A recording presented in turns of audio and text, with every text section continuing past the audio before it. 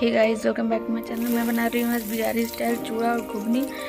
तो मैं सबसे पहले कढ़ाई चाहिए, उसमें तेल डाली, उसमें जीरा का फोड़न डाल के उसको प्याज को हल्का सा रोस्ट कर ली हूँ, हल्का सा मतलब पका ली हूँ पिंक होने तक। फिर उसके बाद उसमें मटर डाली हूँ। मटर को अच्छे से भूनने के बाद उसमें मैंने थोड़ा सा मसाला डाला है, पिसा हुआ मसाला है, अदरक लहसुन जीरा ये सब। और फिर मैंने उसको अच्छे से भून लिया। भूनने के बाद मैंने उसको निकाल कर फिर चूड़ा को फ्राई किया है, आप लोग पोहा भी बोल सकते हैं। मैंने उसको अच्छे से कम तेल में ड्राई रोस्ट किया है। और उसके बाद मेरा ये है इवनिंग स्नैक्स। वीडियो अच्छा लगा तो लाइक शेयर सब्सक्राइब।